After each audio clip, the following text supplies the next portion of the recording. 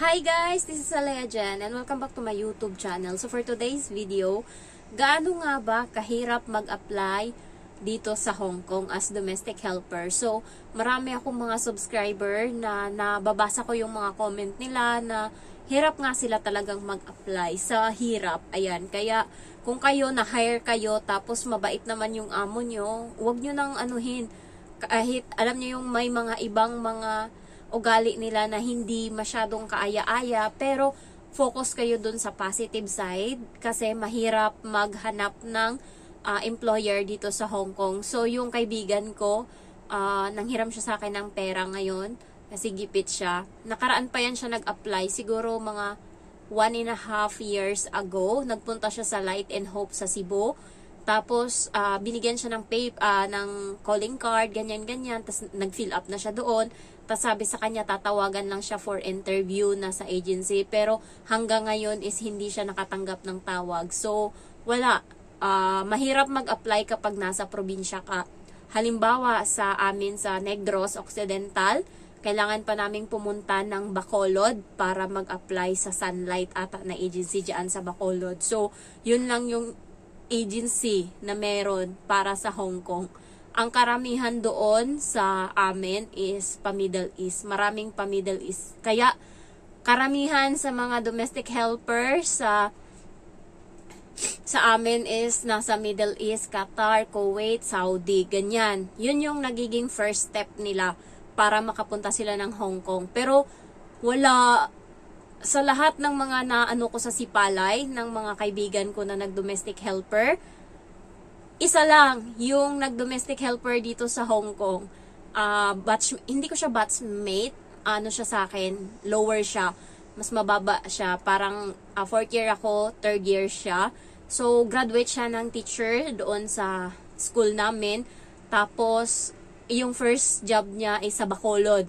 So, doon siya nakahanap ng agency papunta dito sa Hong Kong. Naging ano siya sa Save More, cashier. Ayan, bago siya napunta dito sa Hong Kong. So, siya lang yung kaisa-isahan. And ngayon, nakita ko siya na mag-isa lang siyang gumala. July 1 ngayon, holiday ng lahat. So, gustuhin ko man na ayain siya. Kaso, tinatamad talaga ako. Nakita ko siyang nagpunta sa Monster Building tsaka sa Chim Cha Choy. Pero, tinatamad ako kaya hindi ko na lang siya minessage kasi lahat ng mga yan is napuntahan ko naman na. So, hindi ko na lang siya siguro sa sunod kapag may holiday, sama ko siya sa ibang lugar na hindi niya pa alam. Yung hindi ko rin napuntahan para ano. So, mahirap maghanap. Sa Cebu, marami-rami. Sa Iloilo, medyo madami kasi marami akong mga nakasalamuha, mostly mga Ilonggo. So, marami sa Capiz, Antique, Aklan, ayan. Basta, Ilonggo na side, Iloilo, Bacolod, isa lang talaga, isa o dalawa, tatlo, bilang lang yung agency dyan. Pero sa Iloilo, madami, kaya maraming mga Ilonggo or mga Karaya na nandito sa Hong Kong. And then, marami sa Davao, Bisaya sila, maraming parting Mindanao. Pero nga lang, pahirapan talaga kasi ang dami nyo doon, nag-aagawan kayo. Konti lang yung agency, maraming gustong mag-apply. And also, kapag nasa probinsya ka, medyo hirap ka sa pera. Totoo naman talaga yan. Yung gagastusin mo dito, papunta sa Hong Kong, malaking amount na. Kailangan mo may ibenta, may isakripisyo, kailangan mo benta ng lupa, mga alaga mong hayop, or mangutang ka. Yung isa kong kaibigan is sa probinsya siya, OFW siya dati sa Middle East, tas umuwi siya, tas nagpunta siya sa Maynila, doon siya apply, and gumastos siya ng 75,000 overall, kasama na doon yung paninirahan niya sa Maynila, kasi nga taga-probinsya siya, pagkain niya, apartment, yung bid space sila. So, yung mga kasama niya doon natutulog is yung mga nag-apply din dito sa Hong Kong, na mga taga-probinsya, and yung mga seaman. So, sa isang kwarto, siguro sila, 6, 8, ganyan. Ati-hati sila. So, bid space talaga. Yun yung kaya advantage kapag nasa nasa Maynila ka or parting Luzon ka, kasi nga hindi masyadong mahirap, lalo sa Ermita, tumpok-tumpok dyan yung mga agency na pwede mong applyan. Madaling mag-apply sa Maynila. Nag-aagawan kasi maraming mga alam mo yun, agency, kahit saan ka mag-apply. Kaya, malas mo na kapag sa loob ng isang buwan dyan sa Maynila, pag hindi ka pa nakakuha ng amo. Kasi nga, lahat yan ikutin mo as long as pwedeng hiramin yung passport mo, mag-apply ka lahat-lahat. Maraming chances na makuha ka. Kasi maraming agency dyan sa Maynila. Nagkalat sila Makati, Ermita, ayan. So, karamihan is nasa Maynila talaga. Diyan sa may Robinsons Ermita. Kalat-kalat ka lang dyan, lakad-lakad ka lang dyan. Maraming mga agency dyan. Next is advantage din kapag sa Maynila kasi nga makakapagtrabaho ka pa tapos nag-a-apply. Ayan. Yan yung pinakaano din. Kaya medyo madali talaga sa Maynila. Swerte ng mga taga Maynila. Siguro kung sa probinsya din ako, hindi rin ako naka-apply dito. Kasi nga wala eh. Tsaka hindi masyadong popular yung Hong Kong. Kahit gustuhin man ng mga taga-probinsya na pumunta ng Hong Kong, yung pamasahe, pabalik-balik, pera. Dati, nung mag-a-apply ako, iniisip ko talaga, kinausap ko na yung mama ko na ibenta namin yung kalabaw namin para makapunta ako ng Hong Kong. Sabi kong ganun sa kanya. And sabi niya, oo, ibenta na lang, bawiin na, bili na lang tayo pagka nakasahod ka na. So, yun talaga yung pinaka-collateral ko noon. Kaya talagang, tapos medyo ano kasi, kapag kasi yung plano mo, senior mo sa lahat. Yung mama ko, sinabihan ko na punta ako ng Hong Kong. Aba, ang nangyari, yung mama ko, ay may anak na ako na pupunta ng abroad, nag-a-apply na ngayon. Pinamalita ngayon sa kapitbahay. Siyempre, hindi lahat ng tao gusto kang umunlad. So, wala, hindi ako natuloy kasi sa medical, nakita na may bukol yung dede ko. So, nagulat yung mga tao. Sabi sa akin pag-uwi, uy, akala ko ba pumunta ka na ng abroad? Ha? Si mama ko lang yung sinabihan ko, bakit nagkalat na yan dito?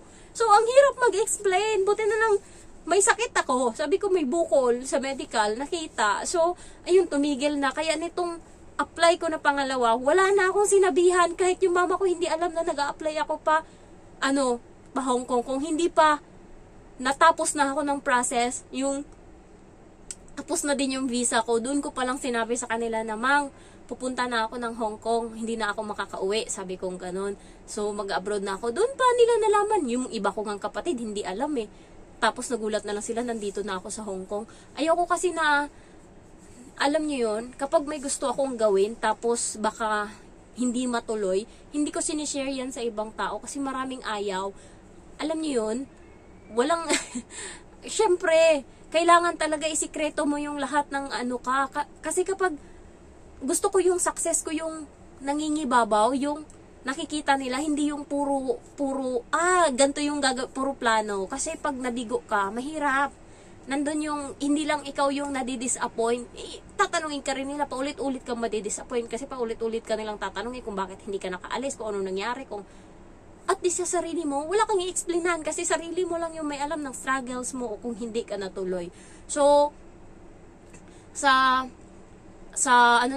parting Pampanga, sa parting mga Ilocano, marami din diyan. Kasi malapit lang sila sa mga agency diyan, Pangasinan. Ayan, may mga agency din diyan, Pangasinan. Parting Ilocos, may mga agency din diyan. So, ang medyo mahirap lang talaga is sa Negros. Dumaguete, mahirap din. Wala masyado diyan. Diyan banda sa mga Oriental. Mahirap makakuha diyan. Kaya ang ibang mga gustong mag-apply is dumadaan muna sila sa Middle East. Tapos pag nakabalik sila, tsaka na sila nag-abroad.